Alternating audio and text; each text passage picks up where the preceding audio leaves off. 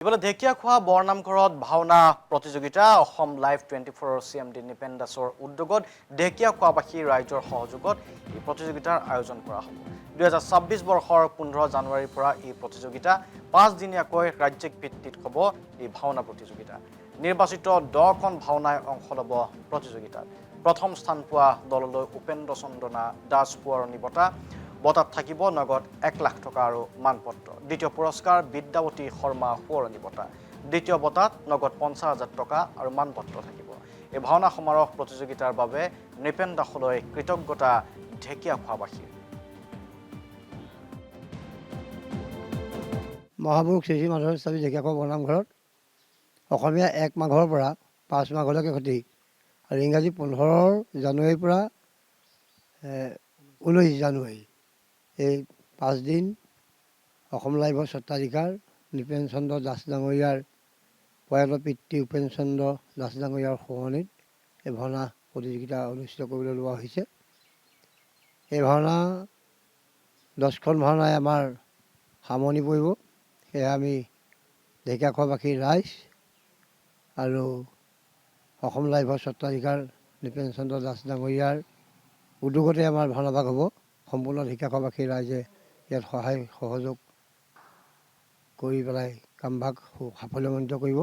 সেয়ে আমি এই সুযোগতে অসমৰ বিভিন্ন প্ৰান্তৰ যি নাট্যদল আছে আমাক পাণ্ডুলিপি জমা দিব পাৰিব। সেয়ে আমি কৈছোঁৱেই যে আমি 10খন ভাওনাহে আমাৰ প্ৰয়োজন হ'ব। সেয়ে পৰৱৰ্তী সময়ত কেনেধৰণে আমি 10খন ভাওনাত নিৰ্বাচন কৰিম তাৰ ব্যৱস্থা কৰা হ'ব। সেয়েহে এই সুযোগতে আমি সকলোজনলৈকে আন্তৰিক শ্ৰদ্ধা ভক্তি আমি নিবেদন কৰিলোঁ। এই জাতি ধৰ্ম বৰ্ণ ভাষা নিৰ্বিশেষে অনুষ্ঠান সকলো আহিব। সকলোৱে মহাপুৰুষ শ্ৰীমন্ত শংকৰদেৱৰ কলা কৃষ্টি সংস্কৃতিৰ যি ভাওনা নামঘৰৰ ভেটি ৰক্ষা কৰি থৈ গৈছিল তাত আমি এই গুৰুজনৰ কৰ্ম কৰিবলৈ ওলাইছোঁ। সেয়ে সকলো আহিলে আমি ভাল পাম। আৰু এই সুযোগত আমি নৃপেন দাস ডাঙৰীয়াক আমি আশীৰ্বাদ প্ৰদান কৰিছোঁ। এখন ভাওনা 7টা বৰসভাৰ সাৰ সেয়ে 10খন ভাওনা তেখেতৰ পৰিয়াল বৰ্গ তেখেত আৰু তেখেতৰ ব্যৱসায় বাণিজ্য তেখেতৰ কৰ্মকৰ্তাসকল সকলো ভগৱানে সুখত ৰাখিবলৈ আমি আশীৰ্বাদ প্ৰদান কৰিলোঁ। ধন্যবাদ। ইফালে ঢেকীয়াখোৱা বৰনামঘৰত ভাওনা প্ৰতিযোগিতা অসম লাইভ 24 CMD নিপেন দাসৰ উদ্যোগত ঢেকীয়াখোৱাবাসী ৰাইজৰ সহযোগত এই প্ৰতিযোগিতাৰ আয়োজন কৰা হ'ব। 2026 বৰ্ষৰ 15 জানুৱাৰীৰ পৰা এই প্ৰতিযোগিতা 5 দিনীয়াকৈ ৰাজ্যিক ভিত্তিত হ'ব এই ভাওনা প্ৰতিযোগিতা। নিৰ্বাচিত 10খন ভাওনাই অংশ ল'ব প্ৰতিযোগিতাত। প্ৰথম স্থান পোৱা দললৈ উপেন্দ্ৰ চন্দ্ৰনা দাস পুৰৰণি বঁটাত থাকিব নগদ 1 লাখ টকা আৰু মানপত্ৰ। দ্বিতীয় পুৰস্কাৰ বিদ্যাৱতী শৰ্মা পুৰৰণি বঁটা। দ্বিতীয় বঁটাত নগদ 50,000 টকা আৰু মানপত্ৰ থাকিব। এই ভাওনা সমাৰোহ প্ৰতিযোগিতাৰ বাবে নৃপেন দাসলৈ কৃতজ্ঞতা ঢেকীয়াখোৱাবাসীৰ।